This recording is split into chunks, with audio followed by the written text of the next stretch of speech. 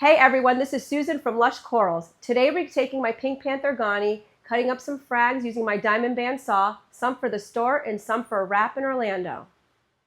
This is the Pink Panther Goni. What you're looking at right now actually started as a small frag from the older mother colony. What's crazy is this one has grown larger and even more vibrant than the original.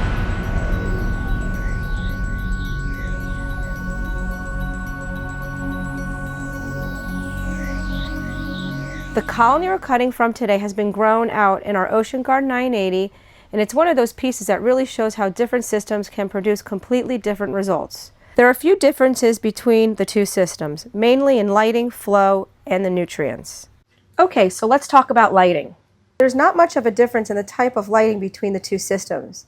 As far as the PAR levels go, the farm colony is sitting at 120, while the Aquaforest colony is sitting at 150. So for both systems, we're running Radion Gen 6 XR30s. On the Ocean Guard system, we're also running AI blades, one grow and one glow. They help with overall spread and coverage. For flow, however, the two systems are completely different.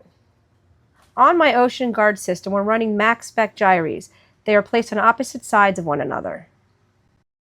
For flow on the farm, we're running MP40s. There's pretty big differences when it comes to dosing. In the Ocean Guard system, we're running Aquaforest Lab components 1, 2, and 3, which keeps everything very stable and balanced in terms of major and trace elements. In the farm, we're dosing Calcwaster along with Red Sea Foundation, magnesium, and trace elements. We're also dosing Brightwell Neon Nitro and Neon Phos to help maintain the nutrient levels because our bioload is nowhere near what it is in the Ocean Guard. But even with those differences, it really comes down to how stable and consistent the system is overall. This piece is so healthy it actually started growing on the underside of the plate, which is always a really good sign. When you see growth like that, it tells you the coral is not surviving in the system, it's actually thriving. Before I started cutting this, I'm going to make sure it's fully retracted so I'm not slicing straight through the extended polyps. That's one of the biggest things with Goniopora. You want to give yourself the cleanest possible shot at making a precise cut without unnecessarily damaging the flesh. Alright guys, the moment you've been waiting for. As I stated earlier, we're using a diamond band saw to cut this colony. Okay, so the biggest thing here is staying slow and controlled. I'm not forcing the blade through it at all. I'm just letting the saw do the work. If you rush this or apply too much pressure, you can lose control really fast, and that's when mistakes happen. The initial cut went pretty smooth, although it was definitely a little larger than I originally wanted. But in order to even out this colony and give it a more uniform shape, this was the cut I had to make. Sometimes you have an ideal frag in mind, and then sometimes the structure of the colony tells you what the best cut actually is. I'm going to be gluing this larger piece back down to a new plate, and then I'm going to take the bottom section from this cut and turn it into multiple frags. The first thing I like to do here is trim away the unnecessary plate. This will let me get closer to the actual coral skeleton and clean the piece up a bit before I start making smaller cuts. A lot of time this step makes a big difference because the excess plate can leave you with awkward shapes and oversized bases. This will help ensure that you create more uniform shaped frags. With Gonis, every little bit of tissue matters. So even though the saw cuts very easily, that doesn't mean you want to get careless. The goal is not just to cut the coral apart. The goal is to end up with healthy frags that recover fast and actually continue growing.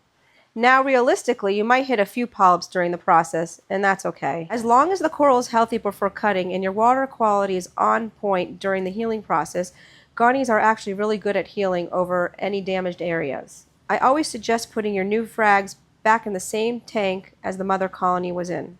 At the end of the day, it's all about being patient, making clean cuts, and setting the coral up to heal properly after the fragging process is done. Fresh cuts always look a little rough at first, but healthy Gonis can bounce back surprisingly well. Now it's time to start cutting the smaller frags. Even though I can't make every single one exactly the same size, I still try to keep them as consistent as possible. That helps not only with the presentation, but also with the healing and placement later on. Again, same idea here. I'm trying to avoid cutting directly through the polyps whenever possible. I want each frag to have a nice, clean section of the skeleton and enough healthy tissue to bounce back quickly.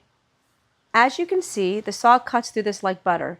So you really need steady hands. A coral like this can go from a perfect cut to a sloppy one really fast if you get impatient, even for a second. I usually aim to make larger frags In my experience, doing it this way, the Gonis tend to have a better success rate, they heal faster, and they just handle the whole fragging process a lot better.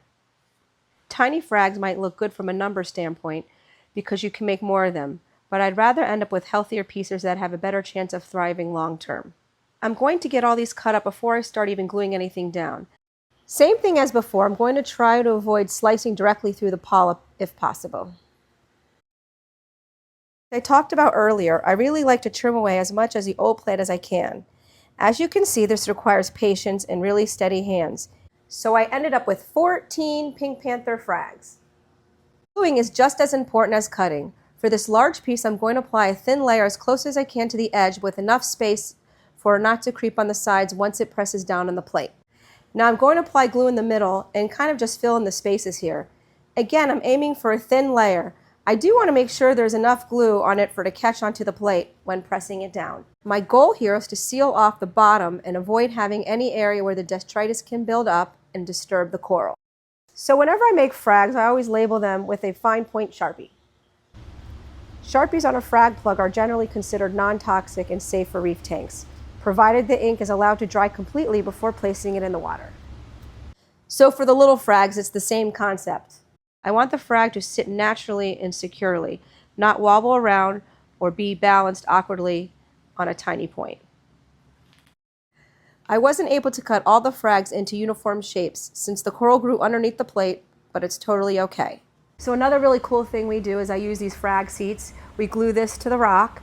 We have the colony on a plug or a plate, and it's easy removal of the whole colony, easy to frag. So you just easily pop the colony out, you can cut it and put it right back where it was. The Pink Panther frags are now available in the store. We are bringing a few of these to wrap this weekend, so if you're there, be sure to swing by. If you have been thinking about testing out a Goni, this is definitely a great option since it's aquacultured and it's been cut many times. If you've enjoyed this video, make sure you like, subscribe, and let us know what coral you want to see frag next. Thanks for joining.